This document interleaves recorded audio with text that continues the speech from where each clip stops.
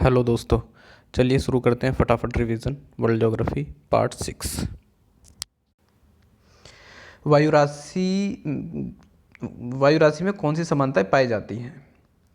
क्षैतिज रूप में तापमान तथा आर्द्रता संबंधी समानताएं पाई जाती हैं। वायु राशियों की उत्पत्ति हेतु कौन सी दशाएं आवश्यक होती हैं?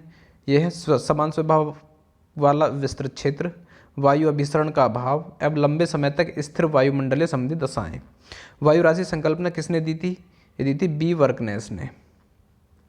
वायु राशियों की कौन सी दशा चक्रवाती स्थिति का कारण होती है?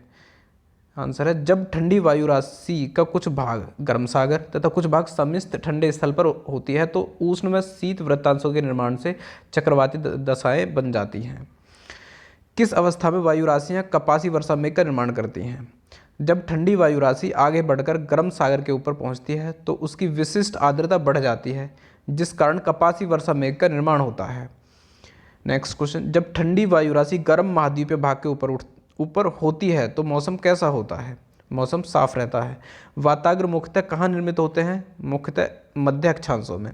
वाताग्र की चौड़ाई कितनी होती है? 5 से 80 किलोमीटर तक। वाताग्र उत्पत्ति के लिए आवश्यक दशाएं कौन सी होती हैं? ये है विभिन्न विपरीत तापमान वाली दो वायु राशियों की उपस्थिति तथा उनकी विपरीत प्रवाह दशा। जब ये दोनों दशाएं साथ साथ सुलभ होती हैं तो वाताग्र बनते हैं, अन्यथा किसी एक की अनुपस्थिति होने पर उनका बनना असंभव हो जाता है। किस प्रकार की दशा में वाताग्र क्षय हो जाता है? वायु राशियों के अपसरण की दशा में, अर्थात जब हवाएं दो विपरीत दिशाओं की ओर चलने लगती हैं, यानी एक केंद्र से चारों तरफ।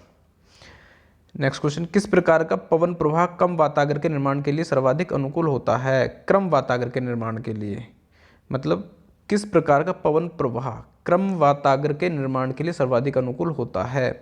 विरूपणी पवन प्रवाह, अर्थात जब पवन संचार में दो विपरीत तापमान वाली हवाएं एक दूसरे से मिलने पर एक रेखा के सहारे क्षैतिज दिशा में फैलती हैं। उत्तरी पश्चिमी यूरोप में शीतकाल में चक्रवातीय वर्षा तथा तूफान किन प्रभावों से उत्पन्न होते हैं?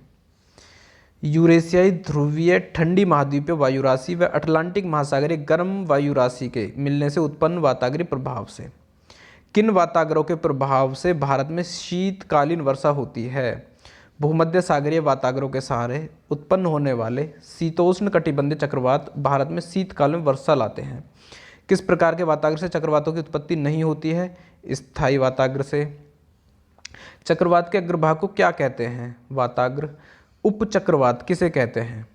कभी कभी चक्रवात के अवसान होने पर भी क्षीण चक्रवात का विकास हो जाता है, जिन्हें उपचक्रवात कहते हैं। ऐसा तब होता है जबकि शीत वाताग्र में कभी कभी कुछ गर्म वायु बची रहती है, जिसके कारण न्यूनदाब बन जाता है। शीतोष्ण चक्रवात के किन भागों को शीत वृत्तांश तथा उष्ण वृत्तांश कहा जाता है?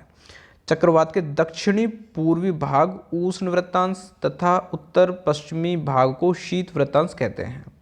शीतोष्ण चक्रवात के जीवन चक्र की किस अवस्था में शीत एवं उष्ण वाताग्रों का पूर्ण विकास होकर चक्रवाती दशा उत्पन्न हो जाती है? तीसरी अवस्था में। उष्ण वाताग्र का औसत ढाल कितना होता है? ये होता है 1:100 से 1:200 तक। शीतोष्ण कटिबंधीय चक्रवात की अन्य संज्ञाएं कौन कौन सी हैं? ये हैं गर्त चक्र या निम्न दाब द्रोणिका।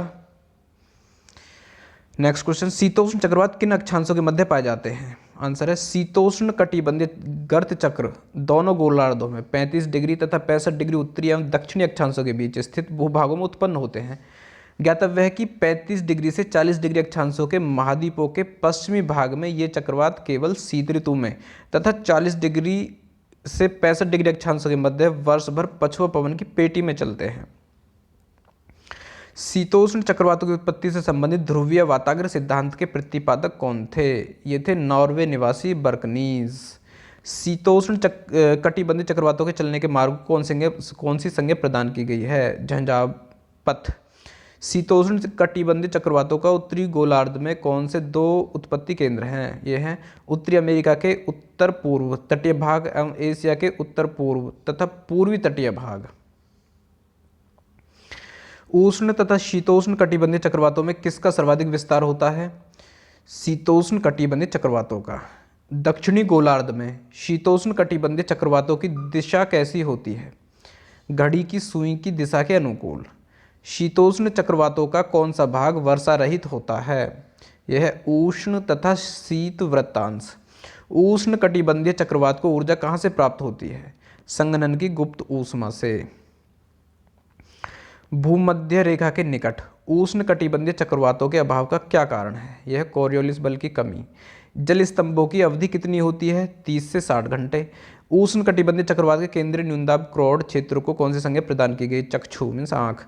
किन अक्षांशों के मध्य अधिकतम हरिकेन आते हैं? 10 से 15 डिग्री अर्थात या 5 से 15 डिग्री तक।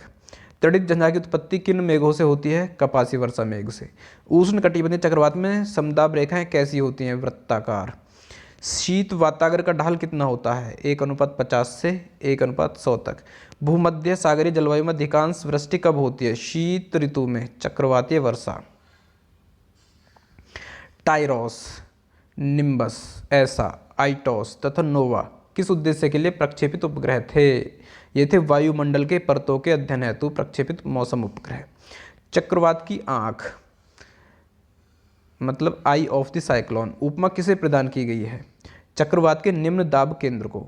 उष्ण कटिबंधीय चक्रवातों का कौन सा भाग वर्षा रहित होता है? यह है चक्रवात का केंद्र अर्थात आई ऑफ द साइक्लोन और स्टॉर्म। हरिकेन के चक्षु का विस्तार लगभग कितना होता है? 6 से 48 किलोमीटर तक। हरिकेन नामक चक्रवात किस महासागर में उत्पन्न होते हैं? उत्तरी अटलांटिक महासागर में।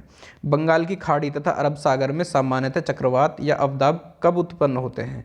यह क्रमशः अप्रैल से दिसंबर तथा अप्रैल से जून व सितंबर से दिसंबर तक। ये रिवीजन वीडियो यहीं तक।